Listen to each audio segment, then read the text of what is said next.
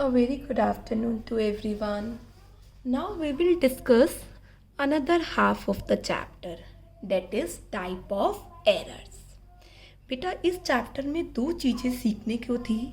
एक था कि ट्रायल बैलेंस कैसे बनाते हैं और दूसरी चीज़ क्या है, कितने टाइप के एरर्स हैं. तो टाइप्स ऑफ एरर्स को हम दो पार्ट्स में डिवाइड करते हैं. क्या हैं दो पार्ट्स? कुछ एरर्स ऐसे होते हैं जो ट्रायल बैलेंस को अफेक्ट करते हैं. Errors affecting trial balance. इसका मतलब है वो एरर्स ऐसे होंगे जिसके कारण ट्रायल बैलेंस टैली नहीं होगा. ठीक है, एग्री नहीं होगा, डू नॉट एग्री. ऑलराइट, इसका मतलब वो एरर्स हम आइडेंटिफाई कर सकते हैं, वो एरर्स डिस्क्लोज्ड होंगे बाय ट्रायल बैलेंस. ओके, तो अब हम ये एरर डिस्कस करते हैं, ये एरर्स कैसे कैसे होते हैं. सबसे पहला एरर आता है इसमें रॉन्ग कास्टिंग. क्या मतलब है बच्चे रॉन्ग कास्टिंग का? कास्टिंग का मतलब हम समझते हैं टोटल. अगर कैश बुक या किसी भी सब्सिडरी बुक का टोटल गलत है तो मेरे बच्चे ट्रायल बैलेंस टैली नहीं करेगा. Let us suppose purchase book का टोटल 1000 रुपये से एक्सेस है. जब आपने परचेज बुक का टोटल किया ना तो 1000 रुपये से एक्सेस आ रहा है. तो बच्चे परचेज बुक का कौन सा बैलेंस होता है? Debit balance. इसका मतलब डेबिट में 1000 रुपये एक्सेस है. इसका मतलब ट्रायल बैलेंस एक्सेस डेबिट दिखा रहा है. कितने से? 1000 से. तो बच्चे ट्रायल बैलेंस टैली नहीं होगा. और कौन से एरर हो सकते हैं जो ट्रायल बैलेंस को एग्री नहीं करने देते? Next is posting to the wrong side. इसका क्या मतलब है? बेटा कोई भी अमाउंट आपने डेबिट की जगह क्रेडिट कर दिया हो या क्रेडिट की जगह आपने डेबिट कर दिया हो, ऐसे केस में भी ट्रायल बैलेंस एग्री नहीं होता. जैसे आपने शाम से परचेज किया है 2000 रुपये के गुड्स, तो शाम क्रेडिट होना चाहिए. आपने शाम को क्या कर दिया? डेबिट कर दिया रॉन्ग अकाउंट में. एक तो क्रेडिट नहीं किया, एक डेबिट कर दिया. तो आपका ट्रायल बैलेंस डबल अमाउंट से एक्सीड हो जाएगा. ट्रायल बैलेंस की डेबिट साइड एक्सीड हो जाएगी कितने से? 4000 से. ऑलराइट, नेक्स्ट आता है हमारे पास ऐसे ही अकाउंट की गलती ना होकर अमाउंट की गलती हो गई. Posting of wrong amount. इसका क्या मतलब है? कई बार ट्रायल बैलेंस टैली नहीं होता अगर आपने इनकरेक्ट अमाउंट से एंट्री कर दी है किसी एक अकाउंट में. जैसे आपने 600 रुपये के गुड्स एम से खरीदे हैं. आपने परचेज बुक में तो 600 दिखा दिया, बट महेंद्र के अकाउंट में 60 रुपये लिख दिया. तो बेटा महेंद्र का अकाउंट 540 से कम है. ऐसे केस में ट्रायल बैलेंस एग्री नहीं होगा. Alright, wrong casting, wrong side पर डालना, रॉन्ग अमाउंट डालना. नेक्स्ट आता है हमारे पास ओमिशन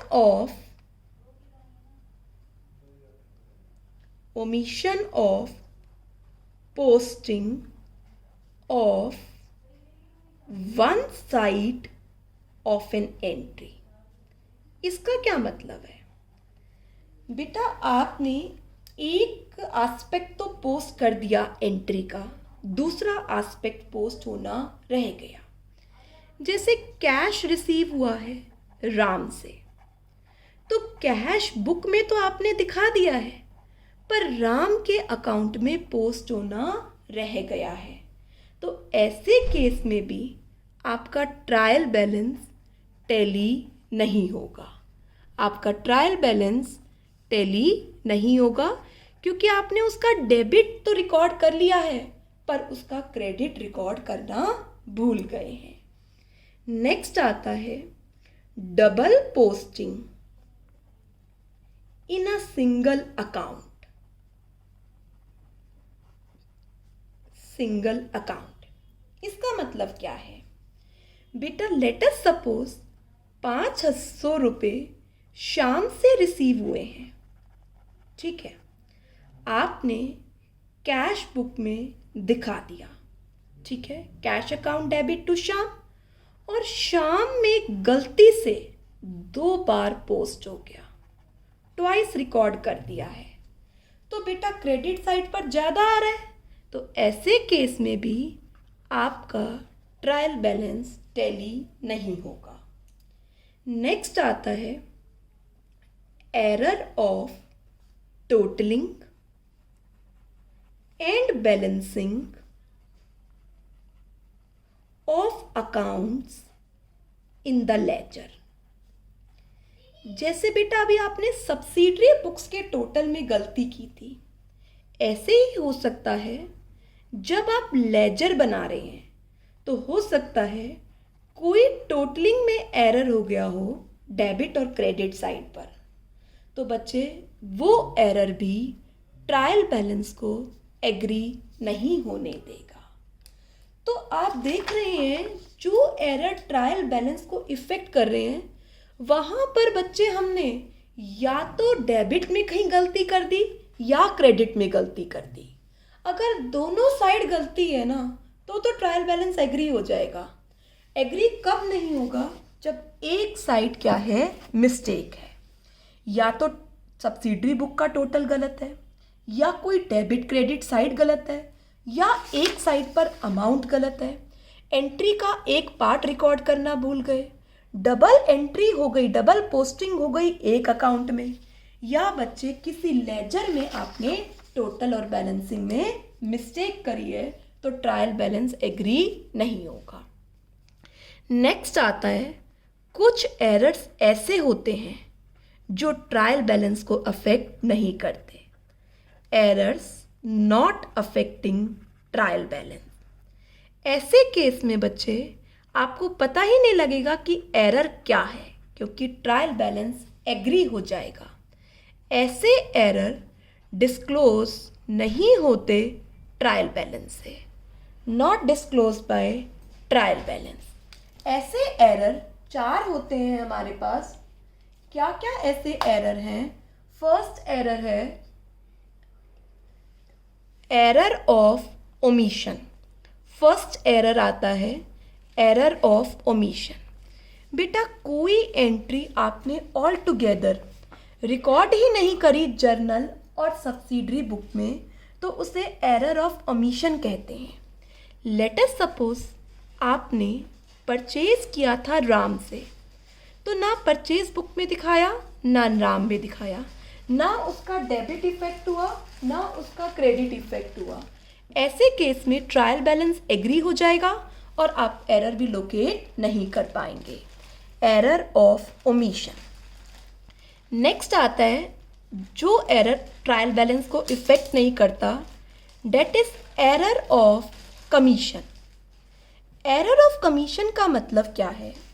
जहाँ पर आपने एक एंट्री गलत अमाउंट से कर दी, पूरी की पूरी एंट्री आपने गलत अमाउंट से कर दी। परचेज किया था राम से 420 के गुड्स और गलती से आपने 240 से एंट्री कर दी, तो बच्चे डेबिट ऑफ परचेज में भी 240 आ रहा होगा, ऑफ क्रेडिट ऑफ राम में भी 240 आ रहा होगा। तो ट्रायल बैलेंस को कैसे पता कि ये 420 है? क्योंकि ट्रायल बैलेंस के तो दोनों जगह डेबिट क्रेडिट सेम अमाउंट से क्या हो रही है, एंट्री हो रही है। तो एरर ऑफ कमीशन में भी बच्चे आपका ट्रायल बैलेंस एग्री कर जाएगा। नेक्स्ट आता है हमारे पास कंपनसिएटिंग एरर। कुछ एरर्स ऐसे होते हैं जो आपस में कंपनसिएट होकर ट्रायल बैलेंस को एग्री करा देते हैं। सपोज करो आपने अनिल के डेबिट साइड में 50 रुपये दिखाए और अमाउंट था 500, बट सुनील में आपने 500 रुपये दिखाए और अमाउंट था 50। तो बेटा एक अकाउंट में 450 ज़्यादा है और एक अकाउंट में 450 कम है। तो अल्टीमेटली आपका ट्रायल बैलेंस क्या हो जाएगा, टैली हो जाएगा।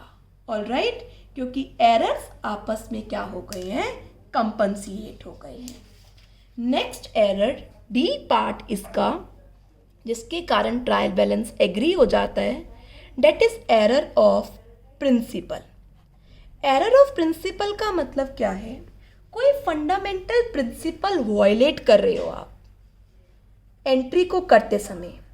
इसका मतलब आप कैपिटल एक्सपेंडिचर या कैपिटल इनकम या रेवेन्यू एक्सपेंडिचर में आप ठीक से डिफ्रेंशिएट नहीं कर पा रहे हैं। आप कैपिटल एक्सपेंडिचर को रेवेन्यू मान रहे हैं, रेवेन्यू को कैपिटल मान रहे हैं। लेट अस सपोज आपने कैपिटल एक्सपेंडिचर को रेवेन्यू एक्सपेंडिचर माना। इसका मतलब आपने परचेज किया था फर्नीचर का, आप उसे ऑर्डिनरी परचेज मान रहे हैं, तो एंट्री होनी चाहिए थी फर्नीचर टू कैश। अब एंट्री कर रहे हैं परचेजेस टू कैश। बेटा इफेक्ट तो पूरा हो रहा है ना, डेबिट और क्रेडिट साइड मिल तो रहे हैं, चाहे फर्नीचर वर्ड लिखा हो चाहे क्या लिखा हो ट्रायल बैलेंस में, परचेज। तो ऐसे केस में ट्रायल बैलेंस एग्री हो जाएगा, पर बच्चे वो एरर आप लोकेट नहीं कर पा रहे हैं। ऐसे ही रेवेन्यू एक्सपेंडिचर को आपने कैपिटल एक्सपेंडिचर मान लिया। सपोज करो एक ओल्ड मशीनरी की रिपेयर कराई थी, तो एंट्री होनी चाहिए थी रिपेयर टू कैश। आपने उसे मशीनरी की कॉस्ट में ऐड कर दिया, आपने एंट्री कर दी मशीनरी टू कैश। चाहे रिपेयर डेबिट हो चाहे मशीनरी डेबिट हो, बेटा डेबिट तो हो रहा है, अमाउंट तो टैली हो जाएगा ना डेबिट और क्रेडिट का, नाम चाहे कुछ भी आ रहा हो।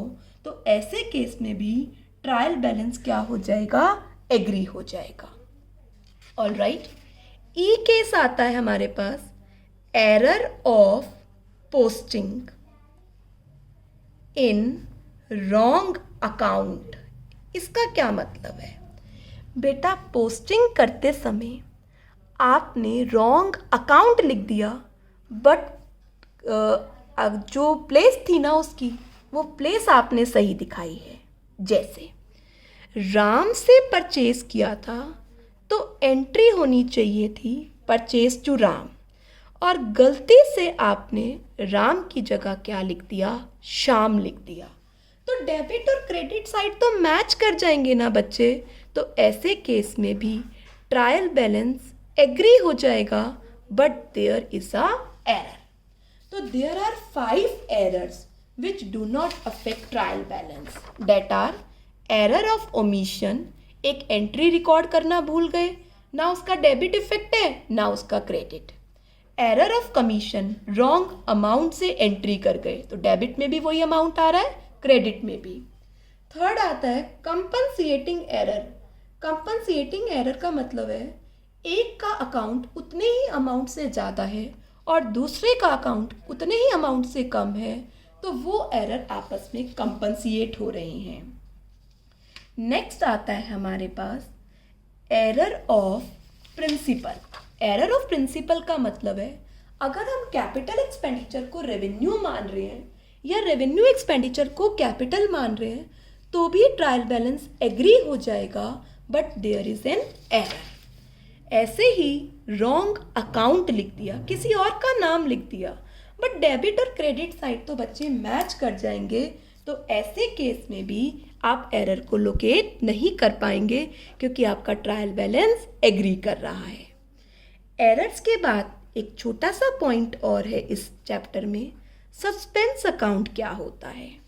बेटा कई बार अकाउंटेंट के बेस्ट एफर्ट करने के बाद भी कुछ एरर्स लोकेट नहीं हो पाते, ट्रायल बैलेंस टैली नहीं हो पाता। उस केस में हम अगर डेबिट में डिफरेंस आ रहा है, इसका मतलब क्रेडिट डेबिट से एक्सीड कर रही है, तो डेबिट साइड क्या वर्ड लिख देंगे, सस्पेंस अकाउंट। ऐसे ही अगर डेबिट एक्सीड कर रही है क्रेडिट से, तो क्रेडिट साइड पर क्या वर्ड लिख देंगे, सस्पेंस अकाउंट, और ट्रायल बैलेंस को एग्री करा देंगे। फ्यूचर में इस ट्रायल बैलेंस को एग्री कराने के लिए हम एरर्स को लोकेट करेंगे और बाद में एक रेक्टिफिकेशन एंट्री पास कर देंगे।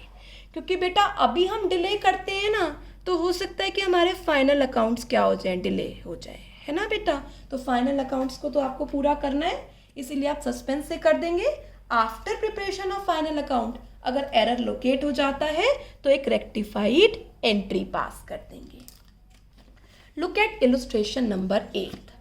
यहाँ पर एक इनएक्सपीरियंस अकाउंटेंट ने ट्रायल बैलेंस बना रखा है, आपको एरर्स बताने हैं। सबसे पहला error, trial balance for the year नहीं होता, ट्रायल बैलेंस एज ऑन या एज एट 31 मार्च 2017 लिखा जाता है। एक पर्टिकुलर पीरियड के लिए नहीं होता, पर्टिकुलर डेट को बनाया जाता है।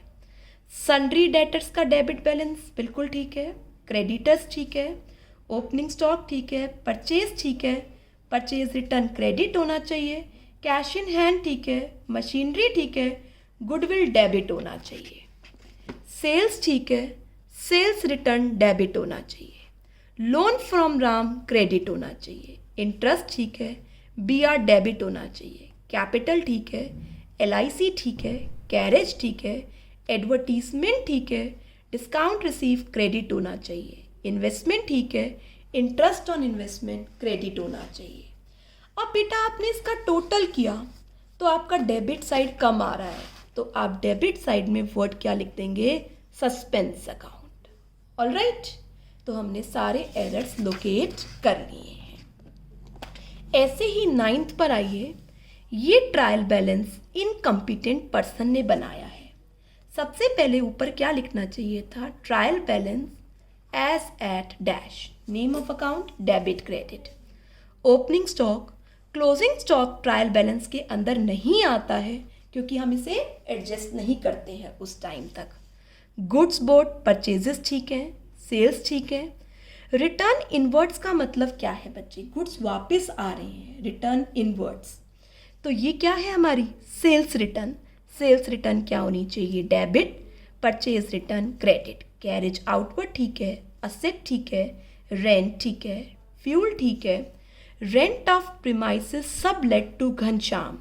इसका मतलब क्या है, एक आपने रेंट पे कोई बिल्डिंग ली हुई है ए से, वो आगे आपने कुछ पार्ट बी को सबलेट किया हुआ है, फर्दर लेटिंग किया हुआ है, तो उससे आपको रेंट मिल रहा है, इनकम है, करेक्ट है, credit balance, loan liability correct है, इंटरेस्ट डेबिट होना चाहिए, कैपिटल करेक्ट है, इनकम टैक्स करेक्ट है, रेट्स एक्सपेंसेस होते हैं, रेट्स का मतलब होता है म्युनिसिपल टैक्सेस, डेबिट में आएगा, कस्टमर का अकाउंट पैसा लेना है डेबिट, सप्लायर देना है क्रेडिट, बैंक ओवरड्राफ्ट क्रेडिट में आएगा, इंटरेस्ट डेबिट में आएगा बच्चे।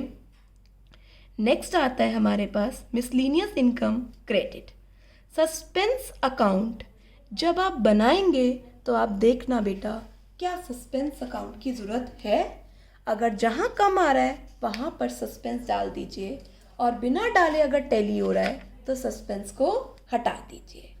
तो इस चैप्टर में हमने ट्रायल बैलेंस बनाना और एरर्स को लोकेट करना सीखा है। आप इस वीडियो को देख लीजिए, उसके बाद आपको बैक एक्सरसाइज करनी है जिसमें आपको एरर्स के बारे में पता चलेगा। ऑलराइट, अच्छे से आप 2 बार वीडियो देखिए, फिर मैं आपको इसकी असाइनमेंट सेंड कर रही हूँ। Alright, take care student, bye bye.